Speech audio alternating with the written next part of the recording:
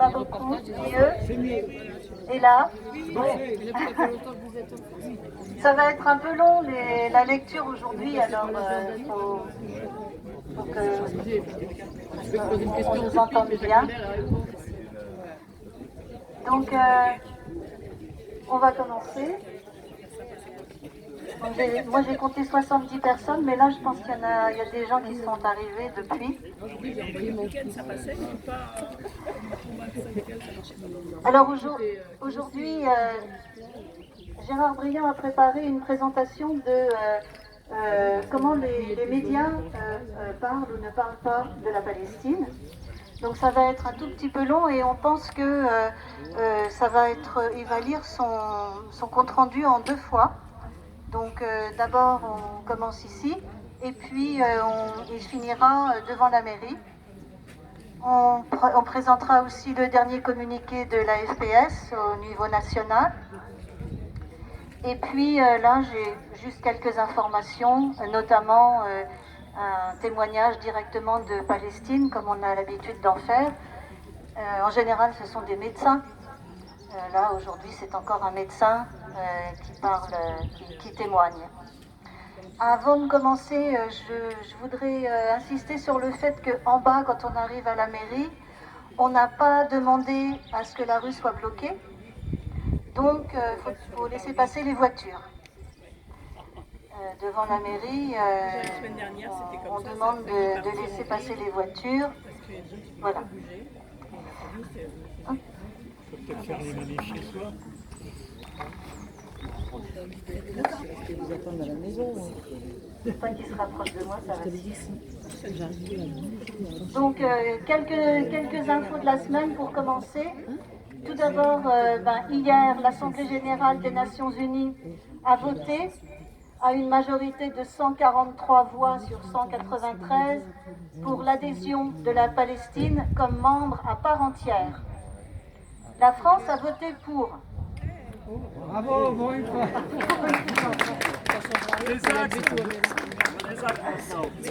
L'Allemagne et le Royaume-Uni se sont abstenus. Les États-Unis ont opposé leur veto. Mais quand même, ce vote permet à la Palestine d'obtenir certains droits supplémentaires en tant que membre observateur. Donc, ils vont pouvoir siéger dans des commissions et demander à ce que certains thèmes soient traités. Ensuite, le secrétaire général de l'ONU, hier encore, Antonio Guterres, a déclaré qu'une offensive terrestre israélienne sur Rafah conduirait, je cite, à une catastrophe humanitaire colossale. Alors en parlant de ça, aujourd'hui, le témoignage qu'on a choisi, c'est d'un médecin donc palestinien de Palmed, qui s'appelle Zouher Lahla. Il a réussi à quitter l'enclave palestinienne le 6 mai, peu avant la prise du poste frontière de Rafah par l'armée israélienne. Donc il raconte là, j'ai deux ou trois paragraphes, la panique et la désolation dans le sud, mais aussi dans le nord de Gaza, où son équipe et lui étaient allés porter secours. Donc tout d'abord à Rafah, dans le sud, et je cite, « Tous les moyens de transport possibles pour fuir étaient pris d'assaut. Les voitures, les carrioles, les motos. Certaines familles ont déjà été déplacées plusieurs fois depuis 7 mois. Un de mes amis, réfugié à Rafah depuis 3 mois avec sa famille, après que leur maison eût été bombardée, m'a dit qu'il essayait de trouver une tente vers Khan Younes. Il m'a dit qu'Israël ne cherchait pas à détruire le Hamas, mais la bande de Gaza, pour que plus un seul Palestinien ne puisse y vivre, pour qu'ils partent tous, et que c'est pour cette raison qu'ils visent aujourd'hui Rafah. Auparavant, en arrivant dans le nord, je le cite encore, on était paralysés, incapables de prononcer un mot, effarés par l'intensité méthodique des destructions, l'état de ruine indescriptible. Pas une maison, pas un immeuble, pas une infrastructure, une canalisation, une installation électrique qui n'ait été touchée. La vie a comme disparu. Tout est détruit. L'asphalte est explosé. La plupart des routes ne sont plus praticables. À l'hôpital de Beit Beit Lahia, l'équipe de Palmed a découvert une situation humanitaire encore plus extrême qu'au sud. Et je le cite encore, le nombre de blessés n'a jamais décru. La surmortalité est décourageante. Ils meurent par dizaines d'infections et de complications. Les combats restent intenses. On a constaté beaucoup de blessures au thorax et à la tête. Même si on réussit à sauver quelques personnes, beaucoup meurent en post-opératoire, faute de soins. Voilà, ça c'est le témoignage d'aujourd'hui. Et puis je vais laisser la parole à Gérard. Bonjour. Donc on en a parlé déjà à plusieurs reprises, on a parlé du traitement médiatique du conflit israélo-palestinien, mais on voulait faire un gros plan aujourd'hui sur cette question-là. Ce que je vais vous dire aujourd'hui est tiré quasiment à 100% d'un travail de recherche, d'études qui a été mené par Blast, le journal Blast, et Acrimed. Et avant de s'intéresser au traitement, alors comme on vous l'a dit, petit préambule, comme on vous l'a dit tout à l'heure, mon intervention se fera en deux parties. Avant de s'intéresser au traitement international de ce conflit, qui a montré majoritairement complaisance, indifférence, partialité, occidentalocentrisme et déni, il faut préciser que la guerre de l'information est une dimension à part entière du conflit. Ainsi, Israël a-t-il organisé un blocus informationnel sans faille, en interdisant à tout journaliste de se rendre à Gaza. Ainsi et surtout, je dirais, a-t-il été sans pitié pour les journalistes palestiniens dans la bande de Gaza. À la mi-mars, au moins 103 journalistes avaient déjà été tués par des frappes israéliennes, dont au moins 22 dans l'exercice de leur fonction. Je cite le rapport de RSF, justement sorti à la mi-mars. Journalistes pour la télévision, journalistes pour la télévision, la radio, la presse écrite ou multimédia, photographes ou caméramans, 91 hommes et 12 femmes journalistes de tous âges figurent parmi ces victimes, toutes palestiniennes.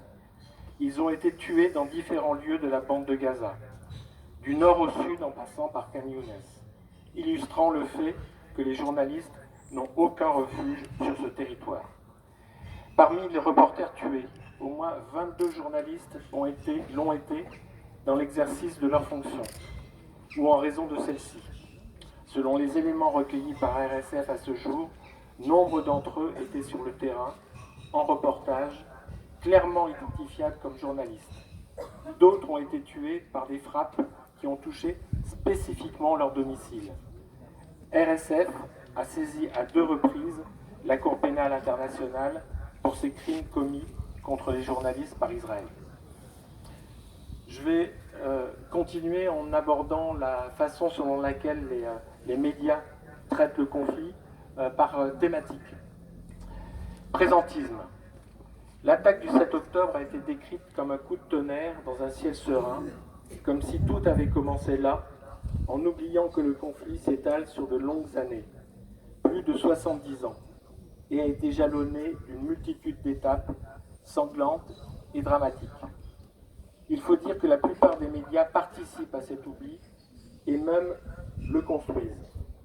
Exemple, si l'on s'appuie sur une étude statistique de l'INA, sur 13 000 reportages, brèves ou sujets de plateau, diffusés entre 1995 et juin 2023 dans les journaux télévisés, du soir, sur TF1, France 2, France 3, Arte, M6 et Canal+, on s'aperçoit que le conflit israélo-palestinien fait de plus en plus rarement l'actualité. Le blocus de Gaza, ses conséquences, les violences quotidiennes en Cisjordanie, l'expansion des colonies, les bombardements de Gaza, comme les alertes des associations humanitaires ou de l'ONU, donnent rarement lieu à un traitement médiatique, comme si tous ces drames, étant habituels, étaient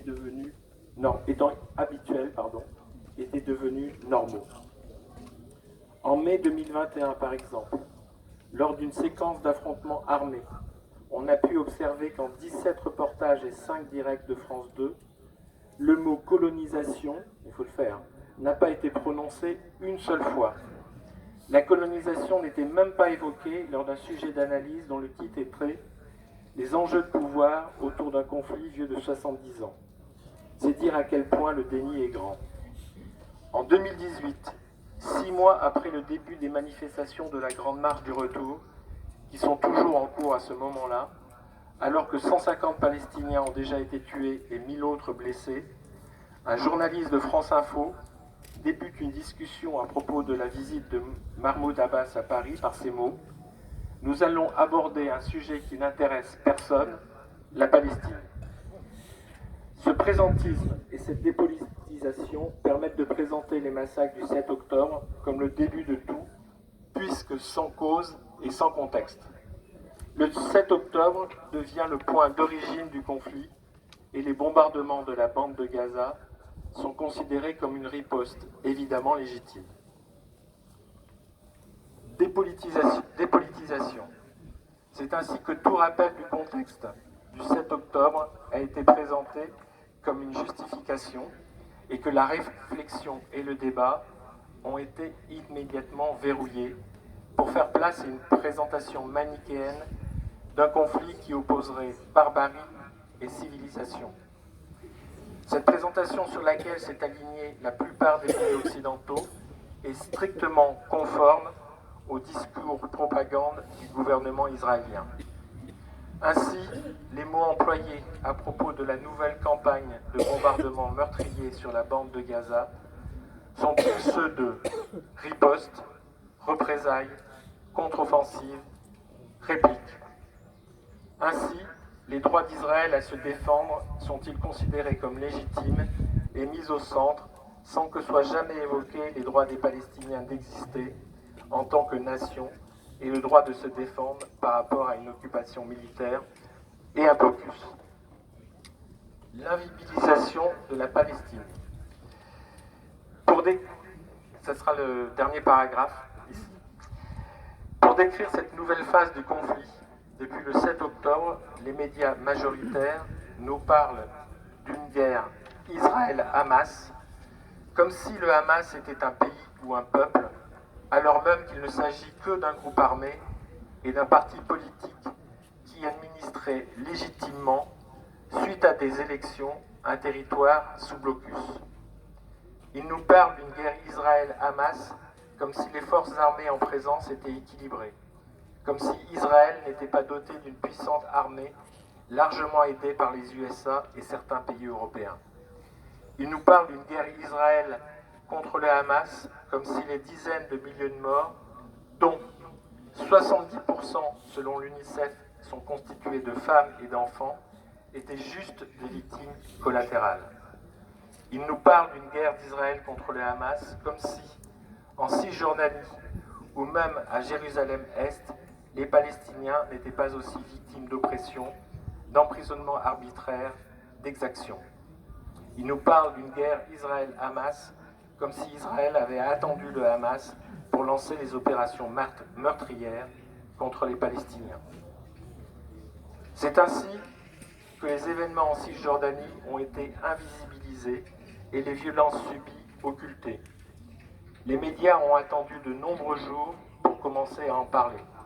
Pourtant, 2 semaines après le 7 octobre, en Cisjordanie, il y avait déjà 1000 Palestiniens arrêtés et 131 tués.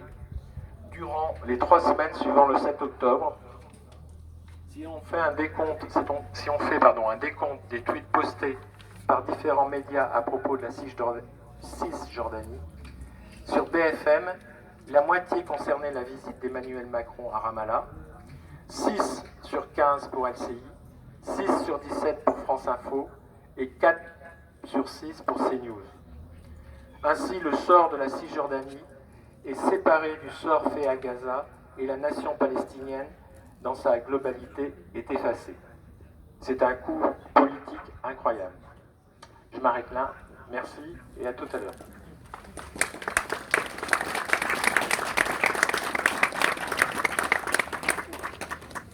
Aujourd'hui, on n'a pas les lettres, c'est le feu, mais on a un grand drapeau. Si le grand drapeau peut se mettre en tête de cortège. On va descendre par la rue Savidan vers le parvis de la mairie.